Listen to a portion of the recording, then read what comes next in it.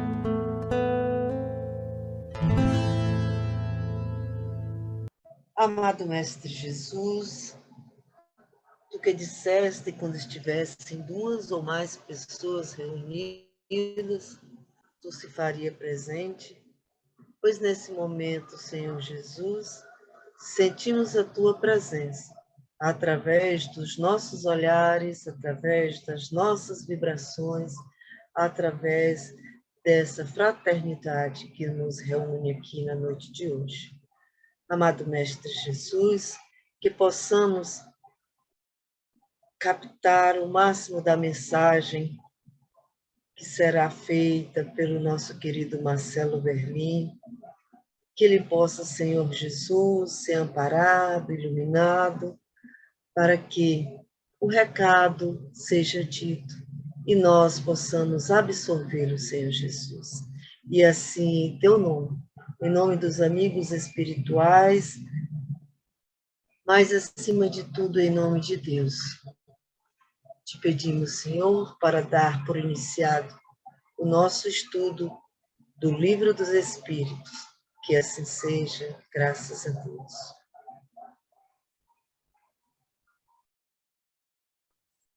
Obrigada, amiga Tereza. Agora, Marcelo Berlim, é com você. Obrigado, gente. Boa noite aí a todos. Sejam muito bem-vindos. Pode compartilhar.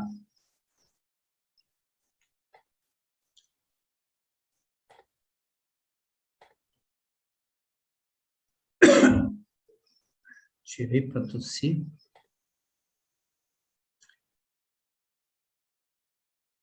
Bom, gente, a gente vai falar sobre prolegômenos, né? Entender bem o que é isso. Vamos da pergunta 1 à pergunta número 9.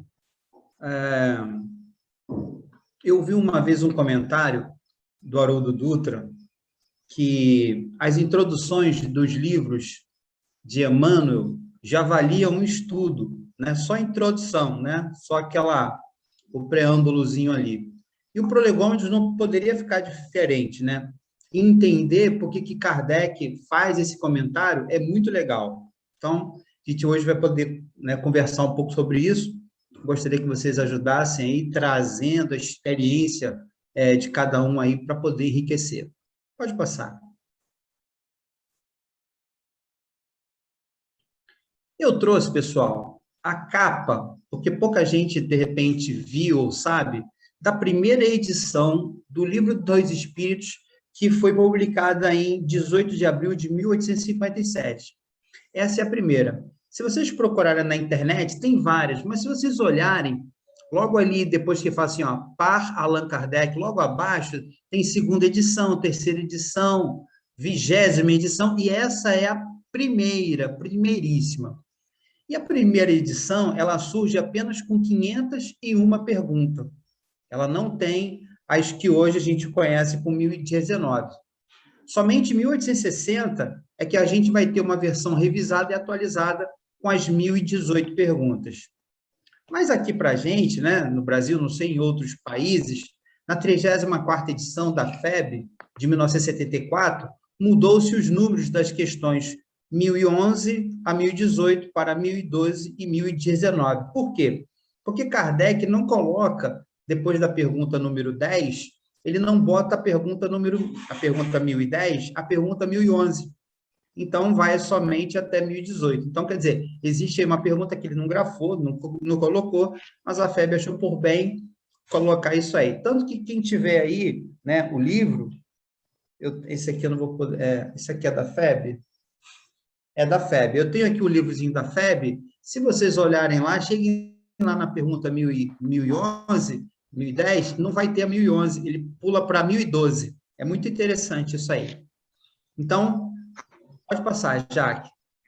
Um breve comentário histórico para a gente entender essa obra, né, que quando chega em 1857, muda completamente a humanidade, porque a doutrina espírita, como terceira revelação prometida por Jesus, ela tem uma grande função de renovação de pensamentos. Começávamos ali, né, já desde lá de um pouquinho antes, né, a preparar a humanidade para receber essas instruções. Em 1857, o planeta estava em condições de receber a doutrina espírita, porque nós tínhamos 3 aspectos que a gente poderia comprovar em 1857, que era a parte filosófica, a parte religiosa e, principalmente, a parte científica. Talvez 50 anos antes a gente não pudesse comprovar o que em 1857 já era possível. Então, a ciência já estava em condições, digamos assim, maduras o suficiente para comprovar. E o prolegômenos, olha que interessante. O que acontece? Kardec faz uma divisão, logo no início, onde ele faz a introdução, prolegômenos e depois as perguntas.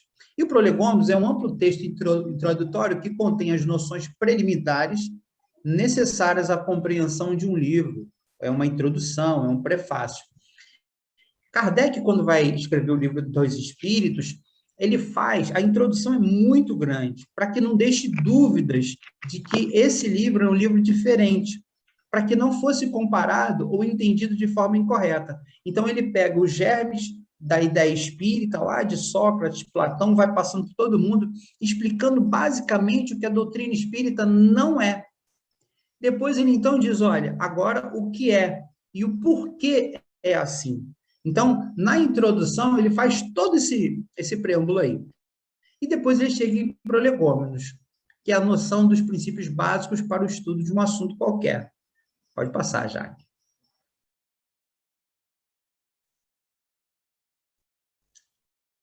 Aqui a gente vai fazer uma leitura, porque é muito rico o que ele traz aqui para a gente. Só um instante. Eu vou lendo aqui, e se vocês quiserem, olha, eu não entendi, né? Não tem problema. Ele diz aqui o seguinte: fenômenos alheios às leis da ciência humana se dão por toda parte, revelando na causa que os produz a ação de uma vontade livre e inteligente. A razão diz que um efeito inteligente há de ter uma causa, uma força inteligente. E os fatos hão provados que essa força é capaz de entrar em comunicação com os homens por meio de sinais materiais.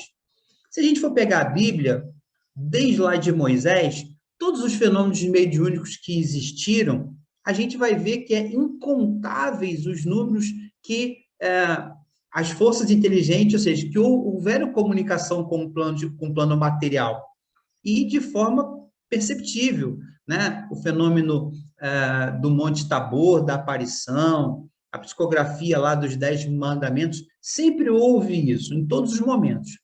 Só que quando ele diz que o fenômeno alheio às leis da ciência humana, poderia, antigamente, a gente ir para o sobrenatural, ou seja, que não é natural. Mas ele vai dizer aqui que isso está nas causas naturais. Ele continua. Interrogada acerca da sua natureza, essa força declarou pertencer ao mundo dos seres espirituais que se despojaram do invólucro corporal do homem. Assim é que foi revelada a doutrina dos espíritos. Ora, nesse momento aqui, quem está escrevendo para Legômenos é Kardec. Ele está dizendo o seguinte, olha, nas experiências que eu fiz interrogando os espíritos, eles disseram o que eram, da onde vinham, por que estavam assim. Então, eu acho isso muito legal, né? Interrogada acerca da sua natureza, essa força declarou pertencer ao mundo dos seres espirituais, que se despojaram do corpo material. Assim é que foi revelada a doutrina dos espíritos. As comunicações entre o mundo espírita e o mundo corpóreo estão na ordem natural das coisas e não constituem fato sobrenatural. Tanto que de tais comunicações se acham vestígios em todos os povos e em todas as épocas. Ou seja, não só do povo hebreu, que é aquele que a gente mais tem conhecimento, mas de outros povos também. Hoje, olha, Kardec está falando isso hoje, em 1857, 165 anos atrás. Hoje se generalizaram e tornaram patentes a todos. Como lá na Bíblia, né, Jesus vai dizer, né, que seus filhos profetizarão, as coisas vão começar a acontecer, esses tempos já chegaram. Eu poderia dizer que nós estamos, talvez, no meados deles. Já começaram lá em 1857 as comunicações de forma maciça. E hoje em dia elas vão se proliferando ainda mais e se tornando cada vez mais, como eu vou dizer a vocês, comum. Está saindo do campo do sobrenatural. Eu costumo dizer aos irmãos, acho que são pentecostais, eu acho que são, lá, né, que eles falam em línguas. Cara, daqui a pouquinho, esses nossos irmãos vão estar podendo também conversar com os espíritos. Isso vai ser uma revolução, porque não vai ser mais só dentro da doutrina espírita, talvez algumas religiões como a Umbanda e outras tantas que vão fazer essa conversação. Vai ter, então, uma linha, né, uma outra linha, podendo fazer isso. E isso vai ser ótimo. Ele continua.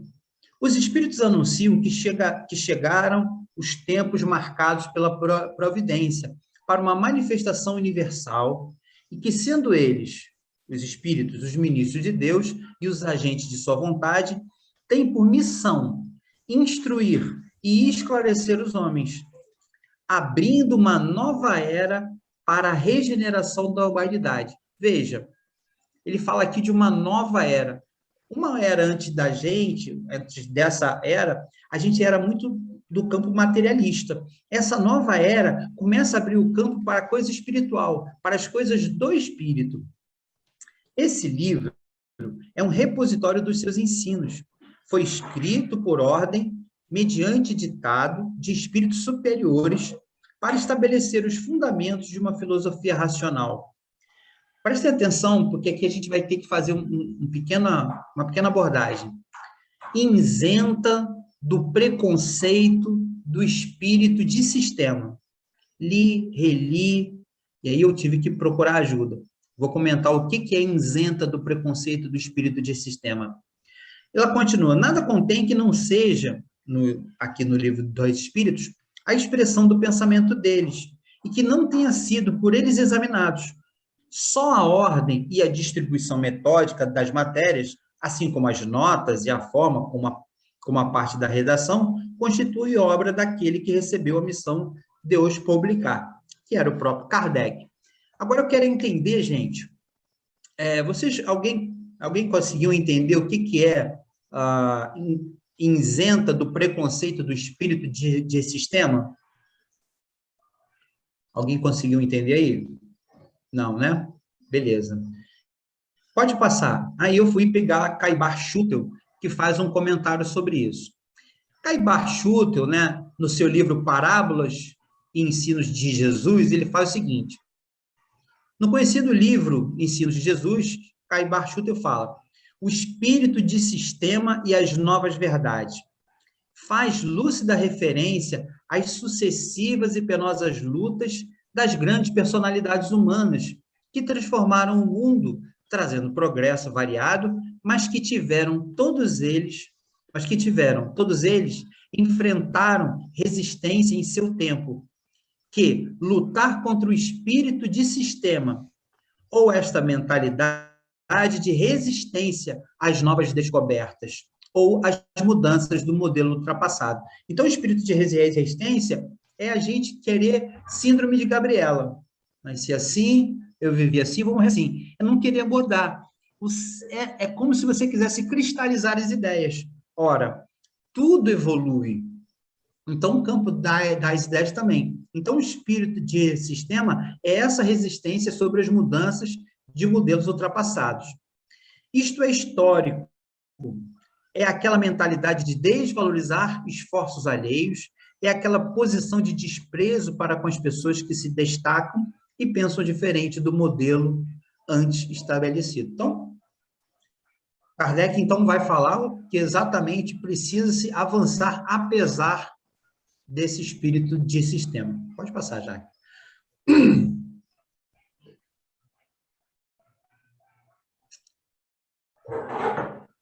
No número de espíritos, e aqui ele está fazendo agora, ele está fazendo um apanhado de como é que foi, explicando ao público como é que foi esse pormenor, de como é que ele construiu essa obra, né?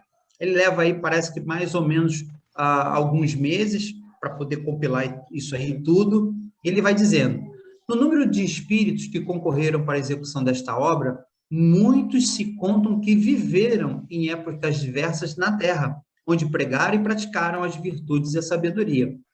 Porém, outros, pelos seus nomes, não pertencem a nenhum personagem, cuja lembrança a história guarde, mas cuja elevação é atestada pela pureza dos seus ensinamentos e pela união em que se acham com os que usam de nomes venerados. Eis em que termos nos deram por escrito e por muitos médiuns a missão de escrever este livro. Gente, imagina o seguinte, Jesus está coordenando a obra. Não dá para ter um penetra. Penetra não tem como. Então, ele reúne as melhores mentes que poderiam contribuir, principalmente aquelas que haviam vivido, até porque nós, seres humanos, a gente precisa de... Como é que dá um nome isso? Eu preciso de...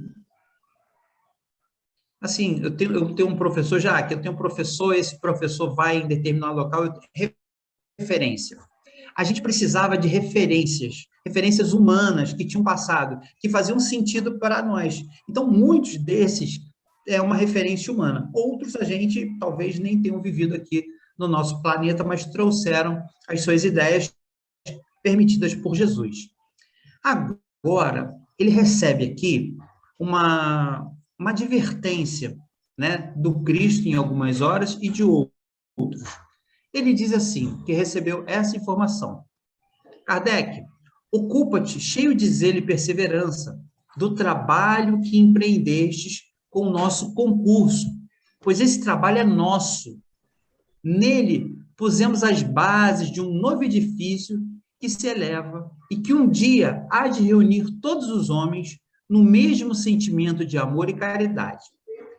Mas antes de o divulgares, revelo-emos juntos, a fim de que lhe todas as minúcias.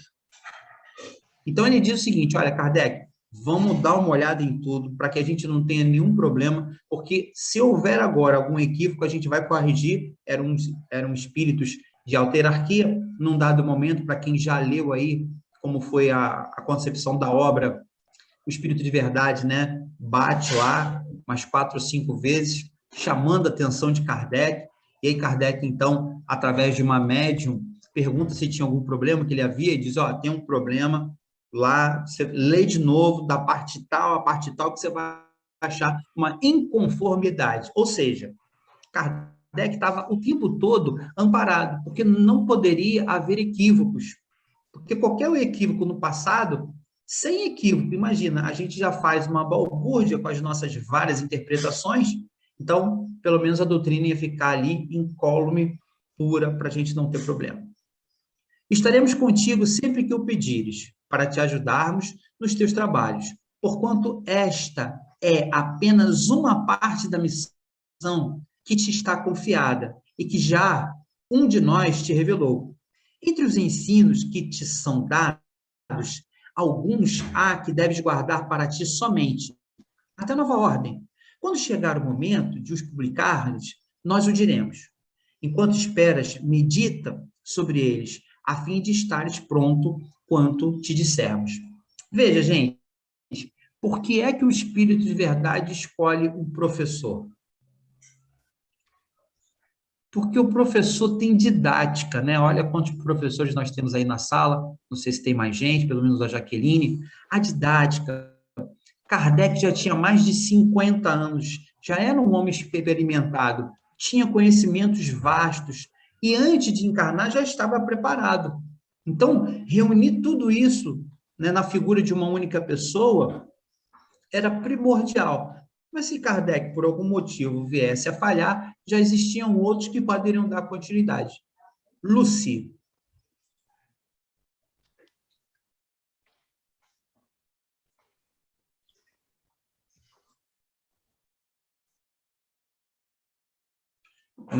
Não quer falar, não? Lucy não quer falar, não? Posso dar continuidade? Jaqueline, você me ouve? Ouço sim. Eu não Você está com consigo o ver microfone fechado. Ela não está com a mão levantada, não. Ela está com o microfone fechado.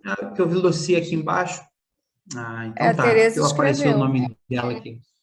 Você colocou, Não, é Tereza? só porque eu falei que ela era professora também, né?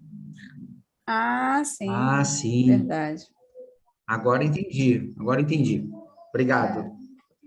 Pode passar.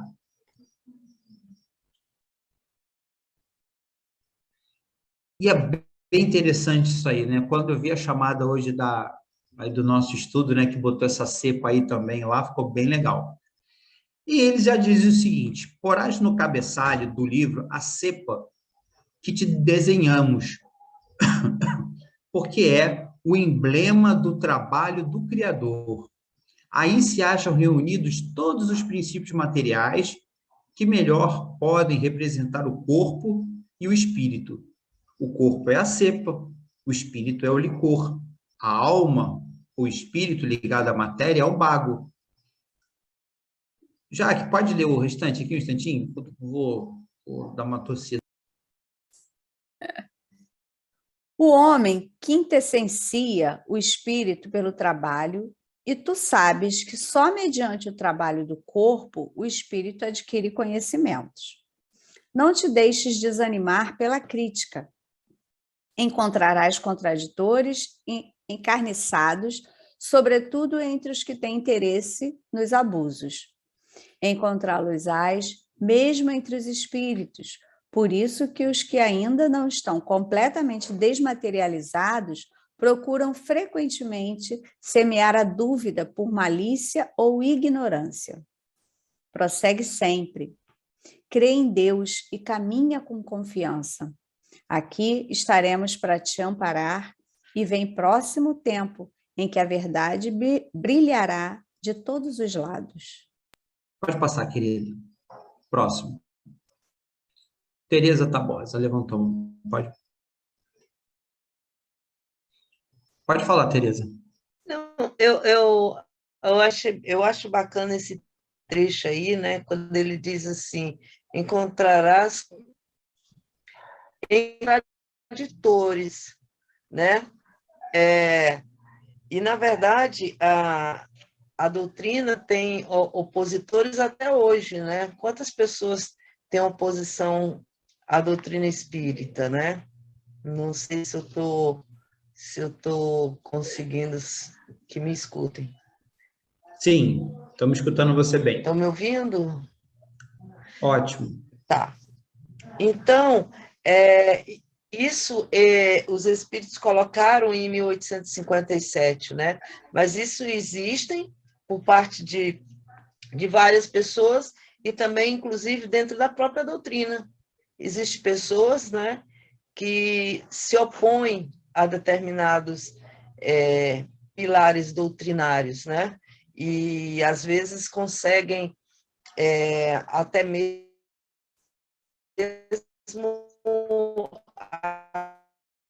achar que Tereza, melhor tirar a sua imagem, por favor.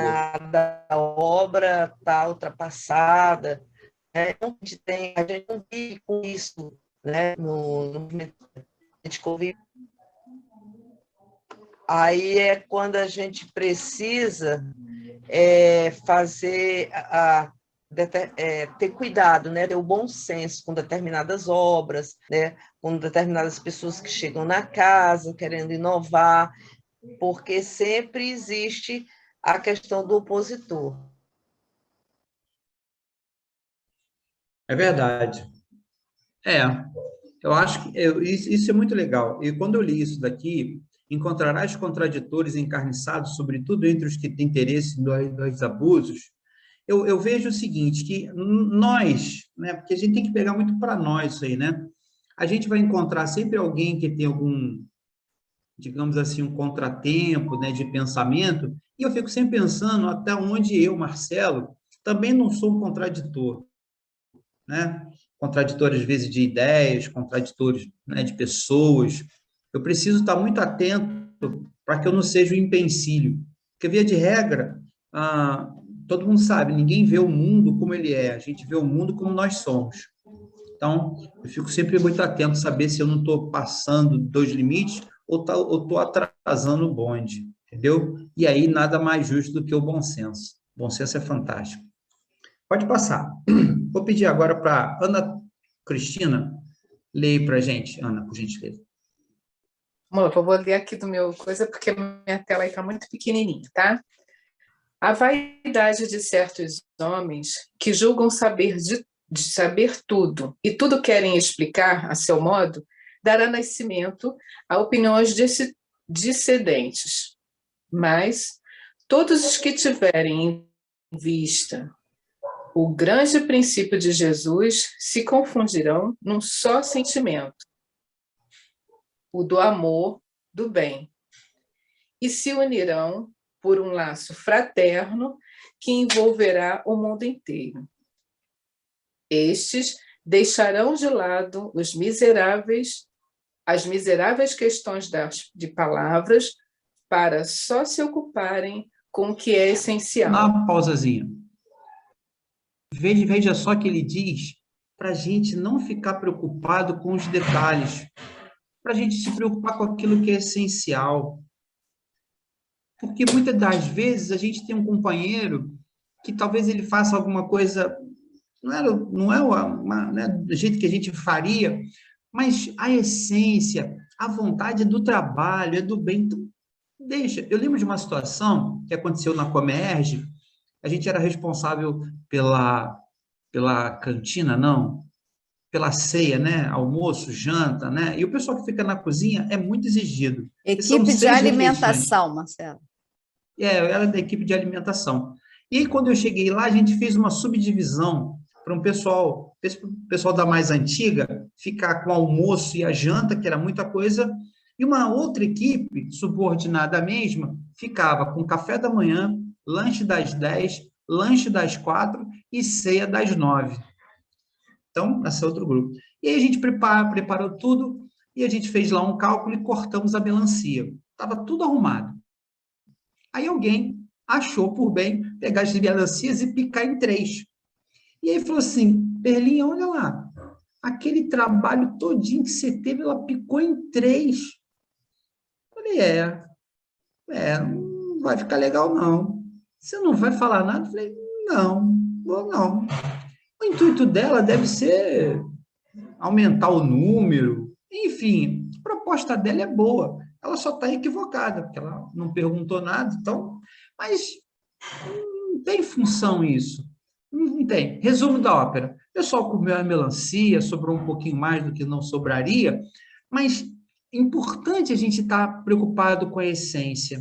Então, às vezes, a gente fica com aquelas picuinhas, porque, olha, o que dá trabalho, o que desarmoniza o grupo, às vezes são as coisinhas pequenas. Porque os problemas, quando são muito graves e sérios, unem a gente, unem a família. Mas os dissabores pequenos, igual o detergente ali no óleo, vai dissolvendo tudo. Então, para que a gente aprenda que em casa, no trabalho, vamos prestar atenção naquilo que é essencial, não nas coisas, né, nos detalhes. Ana, pode continuar.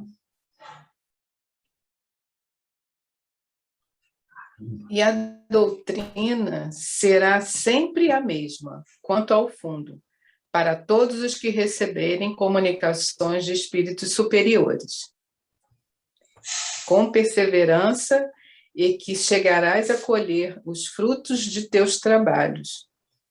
O prazer que experimentarás, vendo a doutrina propagar-se, bem compreendida, será uma recompensa, cujo valor integral conhecerás, talvez mais no futuro do que no presente. Não te inquietes, pois com os espinhos e as pedras que os incrédulos ou os maus acumularão no teu caminho. Conserva a confiança, com ela chegarás ao fim e merecerás ser sempre ajudado. Continua, Marcelo. Eu continuo daqui. Lembra-te de que os bons espíritos só dispensam assistência aos que servem a Deus, com humildade e desinteresse, e que repudiam a todo aquele que busca no caminho do céu um degrau para conquistar as coisas da terra.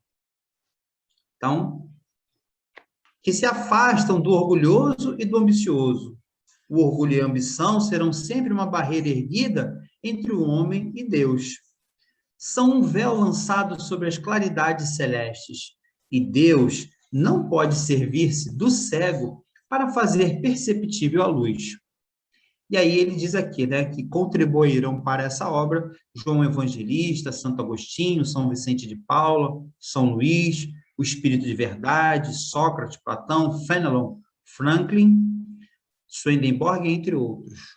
Gente, prolegômenos é isso. Demos aqui uma explicação, Kardec explica e mostra também que ele foi avisado de como é que ia se suceder. Era uma tarefa espinhosa, mas que ele tinha condições plenas de passar se mantivesse ali atento ao que os espíritos estavam dizendo. Pode passar para a gente ir para perguntas. Gente, olha que coisa legal. Quando pergunta, né? Quando Kardec perguntou que é Deus, por que ele perguntou isso? Por que ele perguntou dessa forma? Alguém poderia contribuir? Por que ele pergunta desta forma? Para tirar aquela ideia da personificação, né? Perfeitamente. Ele tinha uma mudança de perspectiva, ou seja, desse Deus antropomórfico que era levado lá na Idade Média a achar que era um velho, se era velho tinha que ter barba, se tinha que ter barba tinha lá um cajado, se tinha um cajado e era velho e tinha barba, tinha que ficar sentado. E se tinha que ficar sentado, não podia fazer, tinha que ter gente ao lado dele para poder, olha, faz isso, faz aquilo. E Kardec disso, dessa visão antropomórfica, para uma visão mais cósmica. É nessa mudança de perspectiva que ele muda a pergunta. Porque se ele continua antropomorficamente, ele tinha que perguntar quem é. E se ele tem uma visão cósmica, ele já não pergunta mais quem é, mas ele pergunta o que é.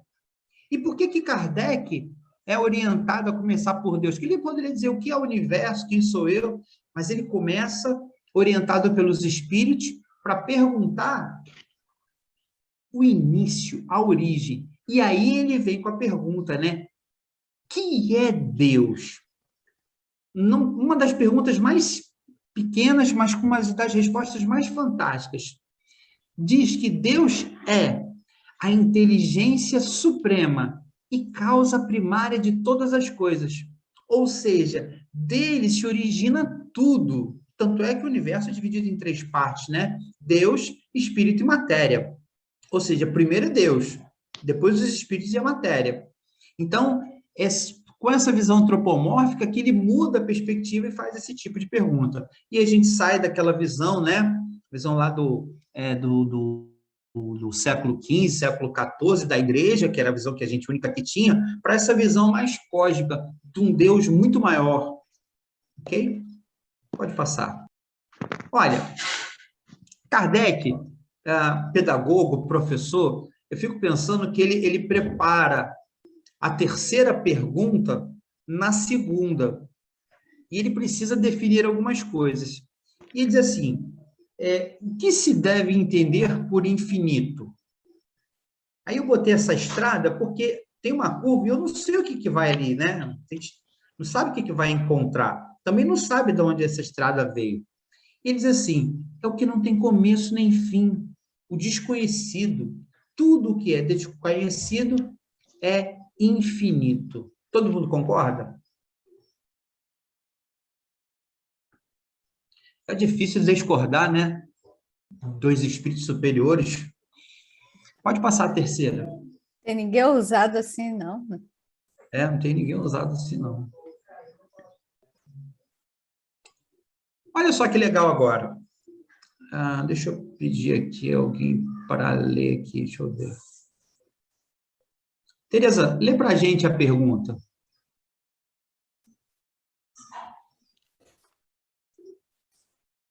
Poder-se-ia dizer que Deus é o infinito?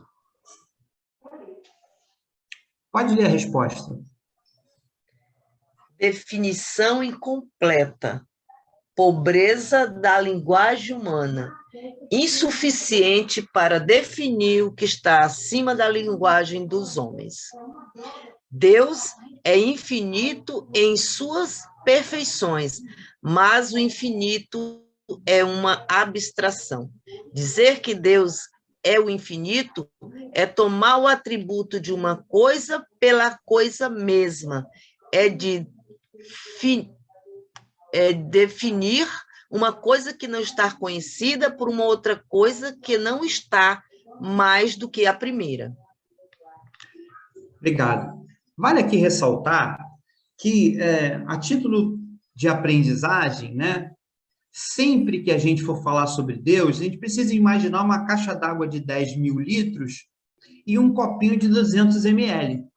Por mais que a gente entenda Deus, nós somos um copinho de 200 ml. A gente não vai conseguir sambarcar tudo sobre Deus. Porém, à medida que a gente evolui, esse copinho vai para 300 ml, né? Chico Xavier deve ser, sei lá, um balde de 10 litros.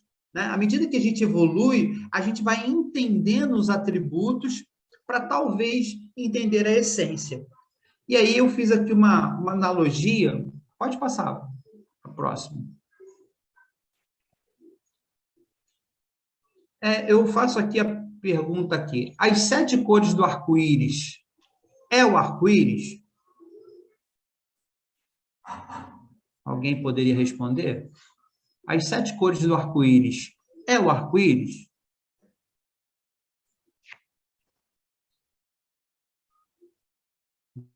Vou ter que escolher alguém para responder? Igual professor? Vou apontar, hein? Você vai deduzir que a resposta é não sabida. Melhor, não é sabida. Então, na verdade, o arco-íris é a defração da luz branca do sol nas gotículas de água, que vão, então, fazer o quê? Dividir a luz branca em 7. Ou seja, o arco-íris, na verdade, é isso. Porém, o atributo são as cores. Então, o arco-íris não são 7 cores. Ele tem 7 cores, mas ele não é isso. Ele é uma reação, entendeu? Física da luz em contato passando pelas gotículas de água, né? Faz aí essa defração e divide a luz branca. Então, muitas das vezes, a gente quer definir Deus pelos seus atributos, o que para nós está super certo. Por quê? Porque nós somos um copinho com 200 ml e não dá para sambarcar tudo. Então, a gente vai definindo assim, vai conhecendo o autor pelo seu brilhantismo. Ok? Bacana. Pode passar.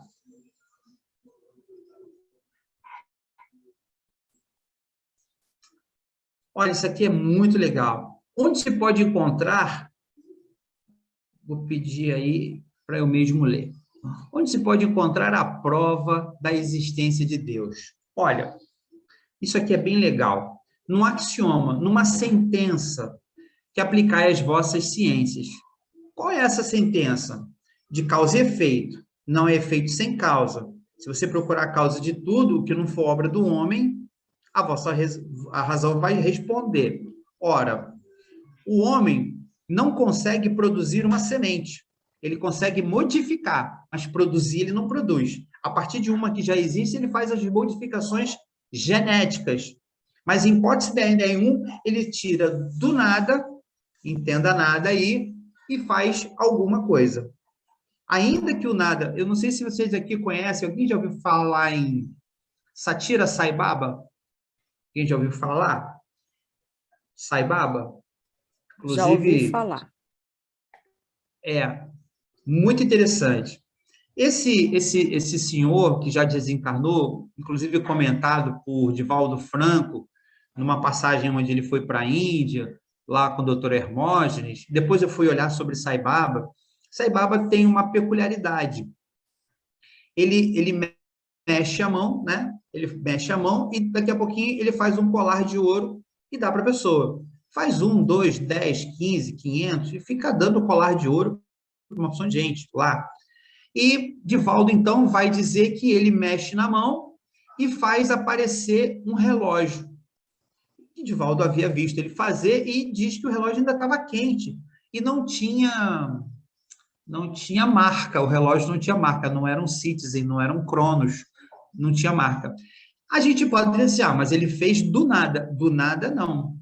Existem elementos que ele consegue, através do cérebro dele, materializar. Ele conhece como funciona a técnica.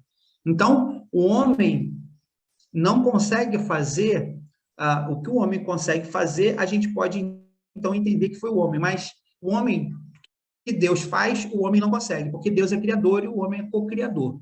Então, a gente não consegue. E aí ele vai dizer o seguinte, para crer-se em Deus, basta que se lance o olhar sobre as obras da criação. O universo existe, logo, tem uma causa. Duvidar da existência de Deus é negar que todo efeito tem uma causa e avançar para que o nada pode fazer alguma coisa. Nessa questão 4, a base dessa resposta é uma base empírica, né? Ou seja, o axioma é uma base empírica onde ele faz o seguinte, onde todo o conhecimento provém de uma experiência da ciência de observação. Então, eu, quando estava na mocidade, ia falar sobre isso, eu perguntava, mostrava lá uma cadeira de madeira e perguntava, alguém sabe qual foi o profissional que fez essa cadeira? Aí alguém dizia, o marceneiro, porque se era de madeira, o marceneiro. Se fosse de ferro, um serralheiro. Então, a gente só vai conseguir conhecer o autor pela obra. Então, isso está bem definido aí. Pode passar, Jaque.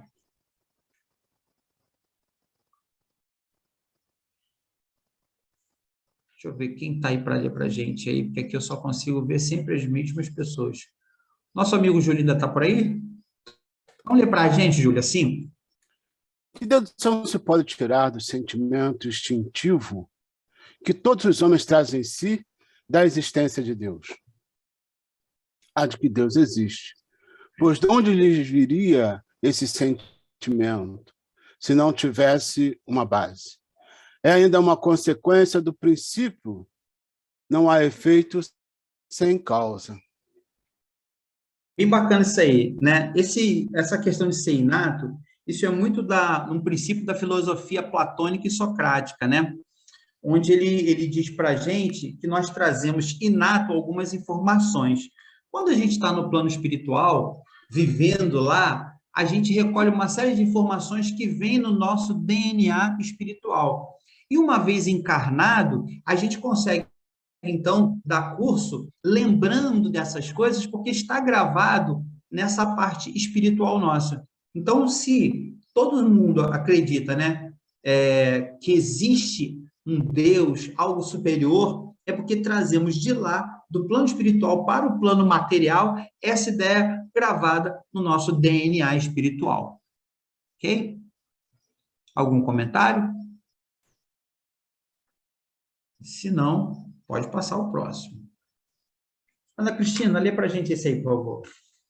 O sentimento íntimo que temos da existência de Deus não poderia ser fruto da educação, resultado de ideias adquiridas? Se assim fosse, por que existiria nos vossos selvagens esse sentimento? Se o sentimento da existência de um ser supremo fosse tão somente produto de um ensino, não seria universal e não existiria senão nos que houvessem podido receber esse ensino, conforme se dá com as noções científicas.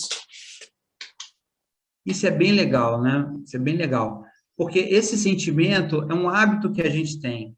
E a gente, às vezes, define hábitos e costumes, embora no dicionário hábito e costume apareçam juntos, não são na questão filosófica. Esse sentimento íntimo que a gente tem da existência de Deus é um hábito em todos nós. Então, o que ele muda? Ele pode mudar, às vezes, num determinado local, às vezes, o jeito de se acreditar, a forma como se acredita, mas é uma coisa inata que tem em todos os seres. Isso mostra que nós somos de uma única família, onde o pai é também único. Essa é uma coisa que somente, obviamente, nós aqui, humanos, temos, e seja desde os seres mais primitivos, e primitivos não quer dizer são apenas antigos, mas todos eles têm esse conhecimento e exteriorizam isso através de pinturas rupestres, de comentários, e todos eles trazem isso, seja de onde for. Pode continuar. Próximo.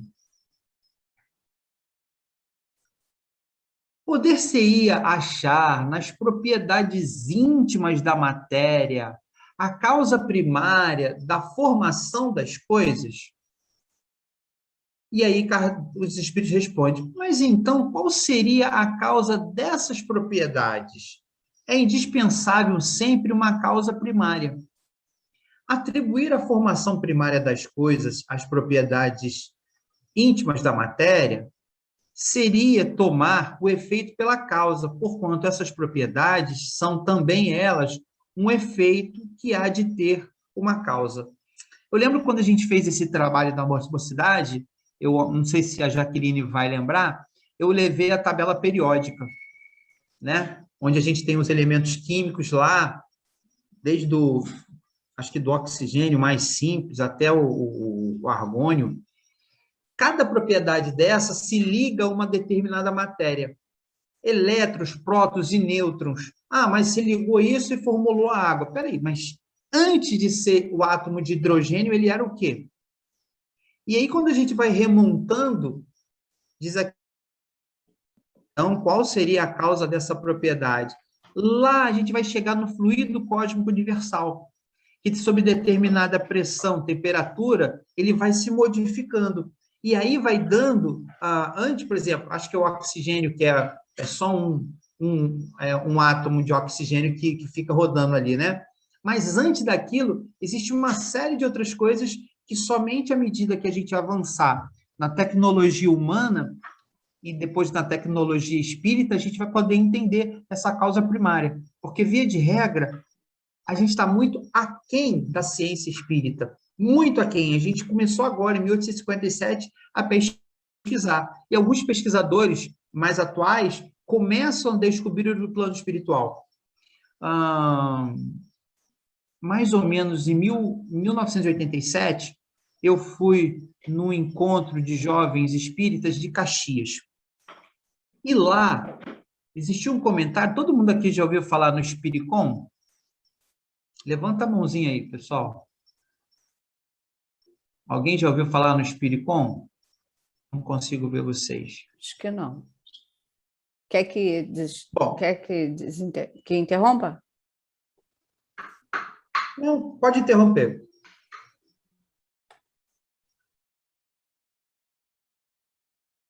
Eu não sei se vocês sabem, mas existia um pessoal espírita fazendo uma experiência, colocando uma câmera para filmar a televisão quando ela estava fora de... Como é que eu digo isso? Fora de sintonia. Ficavam chuviscos. Então, se filmava aquilo ali, voltava, e quando passava de novo, aqueles chuviscos iam fazendo uma forma. Era o Espiricom. E lá, em 1987, o comentário que teve lá sobre os orientadores, eram para nós jovens, era o seguinte, que existia uma turma do plano espiritual que estava tentando fazer essa comunicação com o pessoal do plano material, isso aí.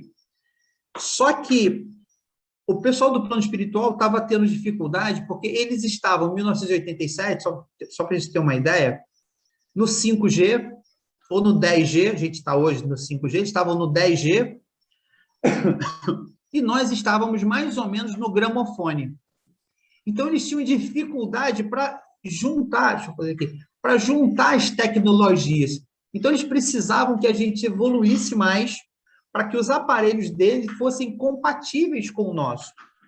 Porque será uma realidade. A gente vai ver, por exemplo, minha mãe já desencarnou, né? Daqui a mais, sei lá, alguns anos, eu não sei quantos, né? Eu ligo lá no canal e sintonizo com a mamãe. Teve uma palestra com o Gilson na UZR, 3 dias de estudo, bacana. Isso é uma realidade de 1987. E aí eles fizeram um comentário muito interessante. Eles disseram que uma daquelas pessoas que que compunham os desencarnados que estavam fazendo o projeto, um daqueles precisaria se ausentar, ou seja, ia desfalcar. E logo depois, curiosamente, não mais do que 90 dias, o Prêmio Nobel de Física desencarnou. E a gente pensou, será que ele vai compor essa turma? O Sérgio, é isso aí. Então, vamos lá. O Espiricom é uma coisa que, como a gente tem aquelas gravações, então eu acho que isso aí é uma coisa que vai acontecer talvez nos próximos, sei lá, nos próximos 100 anos, porque 100 anos passa muito rápido. Então, acho que a gente vai ter aí. Ok? Obrigado. Podemos voltar lá. Então, essas propriedades íntimas da matéria. Isso, 8, obrigado. Deixa eu tirar daqui.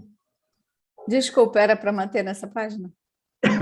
Era só para dizer que a ciência está muito ligada e a gente vai ter, assim, grandes evoluções quando o plano espiritual conseguir fazer contato com a gente através de equipamentos. Só lembrando que quando começou-se o processo lá em 1800 um pouquinho antes de 857, né, que era aquele negócio sim, não, batida, né?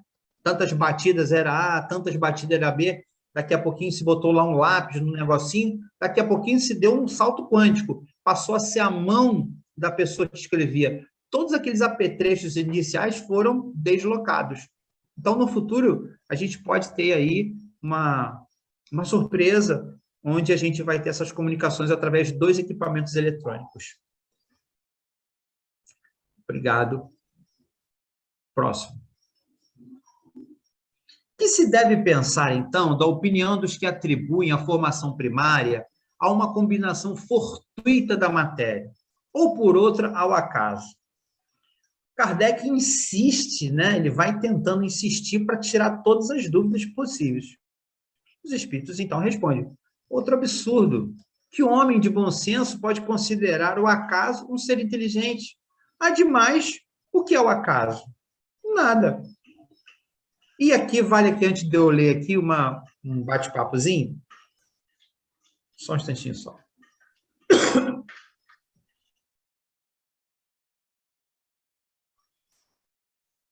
Conta uma historinha que 2 cientistas, um acreditava em Deus e outro não acreditava em Deus, estavam ali, e aí aquela discussão danada, né, que era possível, que não era, que isso era obra do acaso, né, que as moléculas, temperatura, né, muito bem. E aí, essa confusão, resolveram almoçar. E aí, o que era ateu foi almoçar. Quando retornou, encontrou na mesa dele um pequeno globo com um sistema solar feito com bolinha de isopor, tudo pitadinho. E aí chega o companheiro, né? Falou: rapaz, você que fez isso aqui? Ela falou: não foi eu não. Mas como não? Quando eu saí daqui, fechei a sala, só eu e você temos a chave. Mas pode ter sido você. Ele falou: rapaz, eu juro que não foi eu. Isso é um absurdo, rapaz. Como assim? Isso não pode ter aparecido do nada.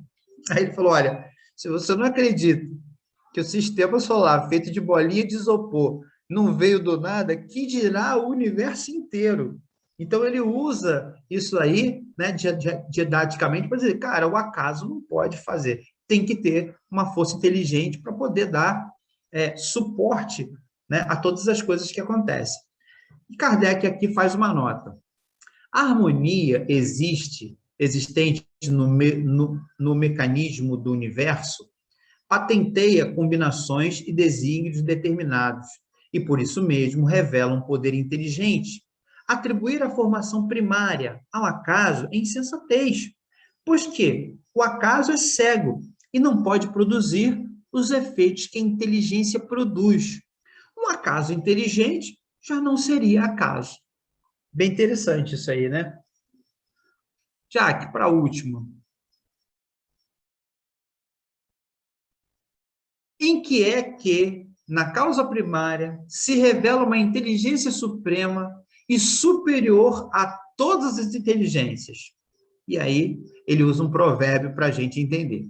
Tendes um provérbio que diz: pela obra se reconhece o autor. Pois bem, vede a obra e procurai o autor. O orgulho é que gera a incredulidade. O homem orgulhoso nada admite acima de si. Por isso é que ele denomina a si mesmo de espírito forte. Pobre ser, que um sopro de Deus pode abater.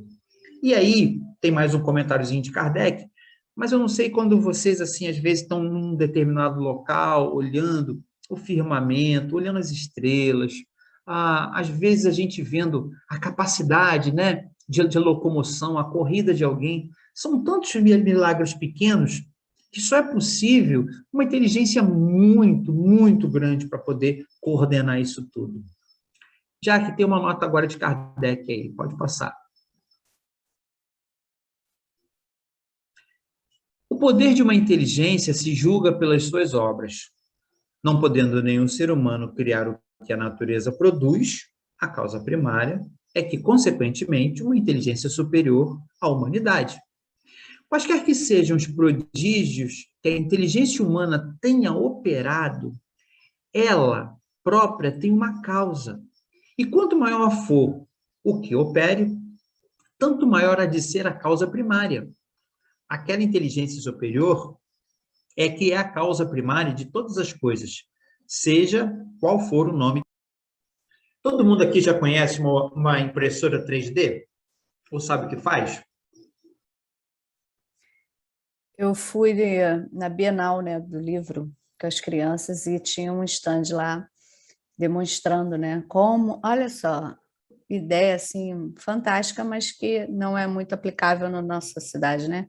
Que as escolas de ensino médio, eles têm a pretensão de ter uma impressora 3D, né? Essa tecnologia aí nas escolas de ensino médio do Rio de Janeiro. É uma pretensão.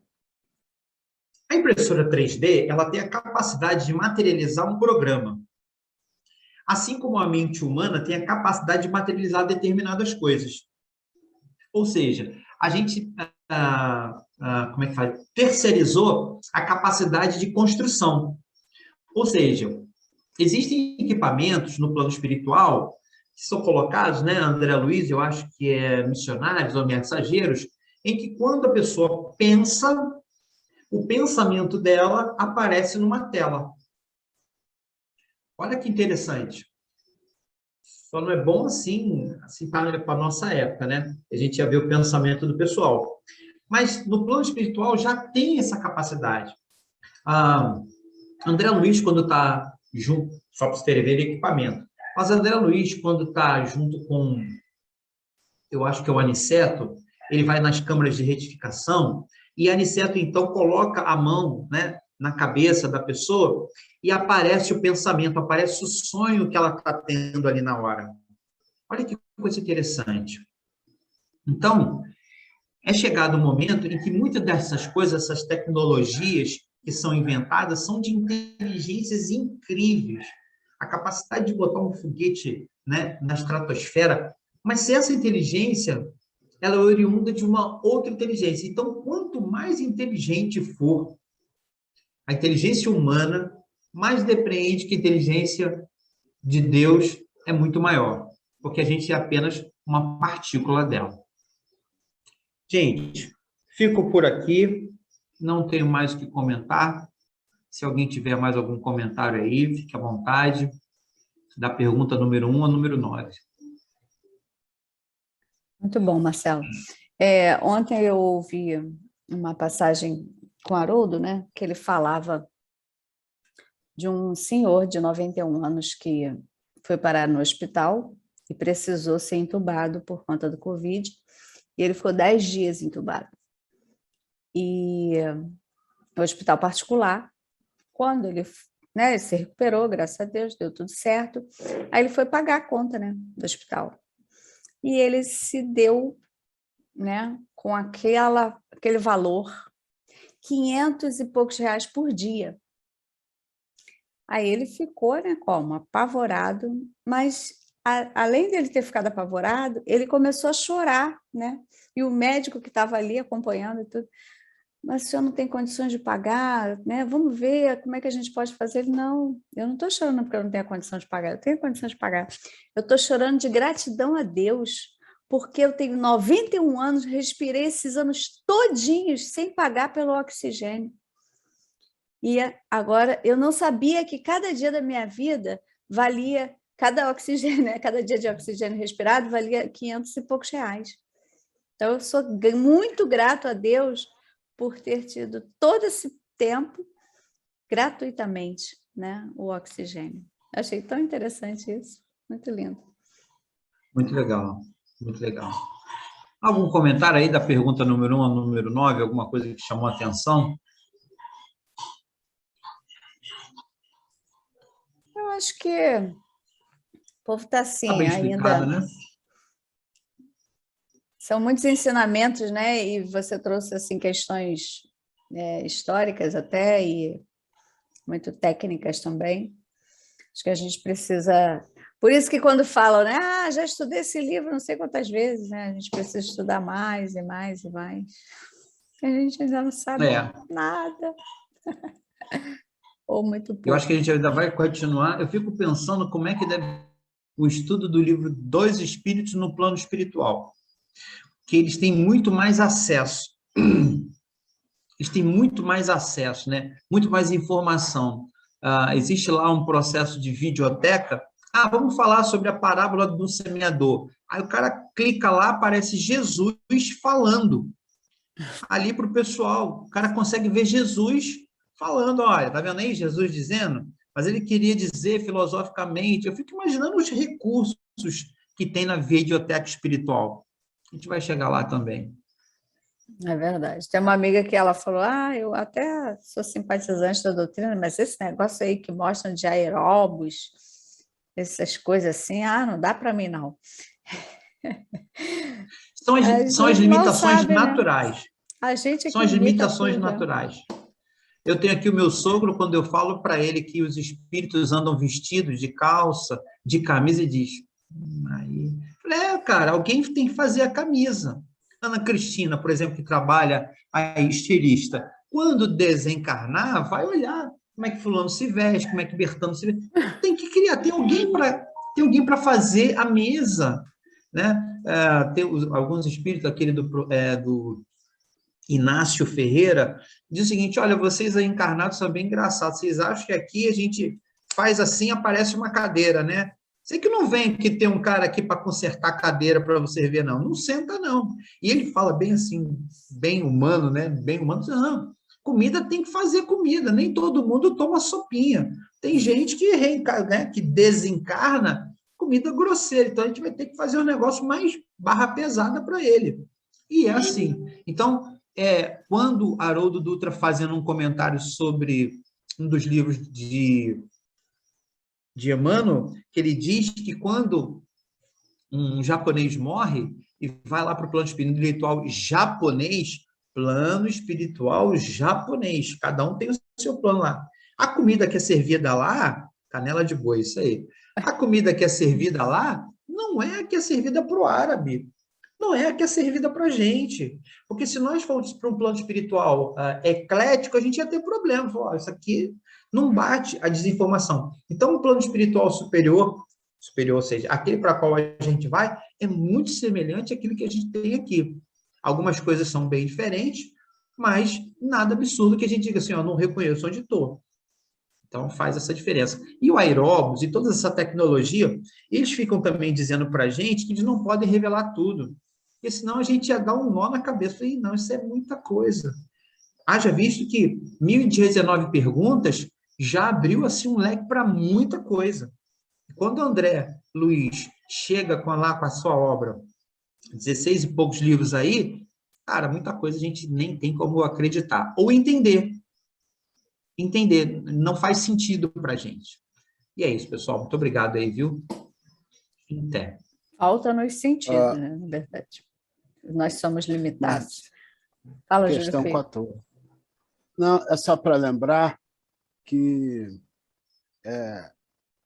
nós estamos estudando a primeira parte do Livro dos Espíritos, né? E na primeira parte do Livro dos Espíritos é que nós estudamos as causas primárias. E Kardec começa tratando das causas primárias, falando de Deus, né? Tratando de Deus, é só para a gente lembrar. As causas primárias, ela está dividida em 4 capítulos. 4 capítulos. Depois de Deus, ele vai falar dos elementos gerais do universo, da criação e do princípio vital. Só para a gente entender que isso está dentro do contexto das causas primárias. tenho dito. Valeu, Júlio. É isso aí. Hoje é o início, né, dessa retomada, de rever quem já passou por aí, né, do Livro dos Espíritos. A gente está, como a gente falou, está sempre aprendendo, sempre acrescentando. E juntos com os amigos é sempre muito bom. Então, segunda-feira, nós estaremos lá no Damasco, de forma presencial, né, para estudar o Evangelho. Então, no momento, nós estamos com esses dois formatos, né, o presencial e, na quarta-feira, o virtual. E na última quarta-feira de cada mês, né, aliás, começando em março, nós teremos um assunto diferenciado, né, na última semana, para a gente poder diversificar um pouco, né, estudar, vai falar de mediunidade no primeiro semestre, e no segundo semestre vai falar sobre morte. Então, teremos muitos temas interessantes, né, com a equipe mediúnica contribuindo para essas rodas de conversa, né, que nós vamos chamar assim. Né? Então, nas 3 primeiras semanas, nós vamos estudar o Livro dos Espíritos. Tá? Então, segunda-feira, nós estaremos juntos novamente lá no Damasco. Muito obrigada, Marcelo. Nós vamos, então, agora para a canção final, né? E em seguida farei a nossa prece.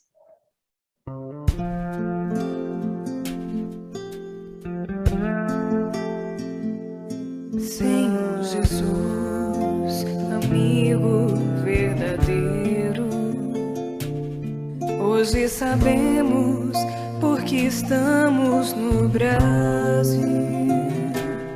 Tu nos trouxeste para a terra do cruzeiro e por amor, o teu amor nos reuniu. Por tantas vezes renasci no velho mundo e em muitas delas por orgulho me perdi. Criei sistemas, guerras, lemas de egoísmo e desse jeito me afastei tanto de ti. Agora estou criança em solo brasileiro.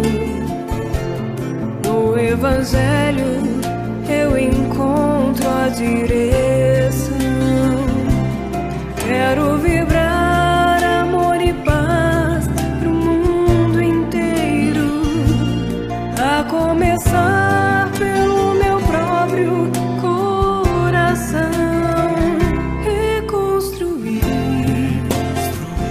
meus sentimentos, lutar por dentro pra que eu possa melhorar, iluminar meus pensamentos, pelo trabalho pra que eu possa despertar, reconstruir meus sentimentos, lutar por dentro pra que eu possa melhorar, iluminar meus pensamentos, pelo trabalho pra que eu possa despertar nas terras do Brasil, com as cores do Brasil.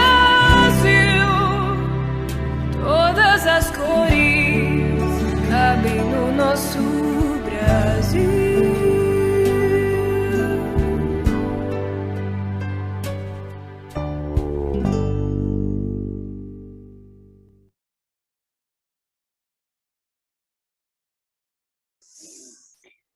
Vamos então, né, finalizando esse estudo da noite, muitos conhecimentos aqui trazidos pelo companheiro. Nós só temos a te agradecer, Mestre Jesus, agradecer aos amigos espirituais que o intuíram, né, que o ajudaram nesse estudo elucidando assim essa reflexão para a gente. Nós te agradecemos, Senhor Jesus, por nos apresentar essa doutrina, por Kardec, né, que de forma tão didática, como o Marcelo falou, nos esclareceu, nos trouxe esses ensinamentos junto aos amigos espirituais, né, através desse livro, dessa codificação maravilhosa, nos mostrando essas causas primárias, né, trazendo essa ideia de Deus, Criador de todas as coisas, inteligência suprema. Muito obrigada, nós só temos a agradecer a todo esse trabalho codificado por Kardec. Toda essa equipe, né, da espiritualidade que auxiliou para que esse conhecimento chegasse até nós. Então, nós temos que ser gratos por tudo que nos é apresentado, por toda essa imensidão de obras, né, que estão a nosso dispor, do Brasil, como a música falou, tantos benefícios que nós dispomos, né, que foram trazidos para a gente, tantas riquezas, e que tiveram essa causa primária através do nosso Criador.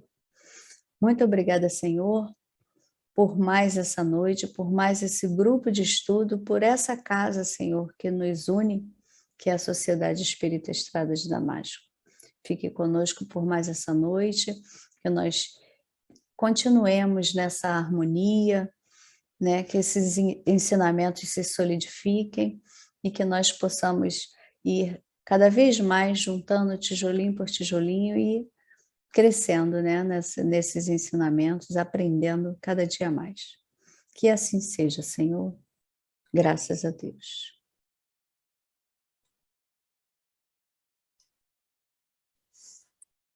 E assim, gente, nós vamos nos despedindo, né? Como eu falei, segunda-feira nós estaremos presencialmente lá no Damasco, né?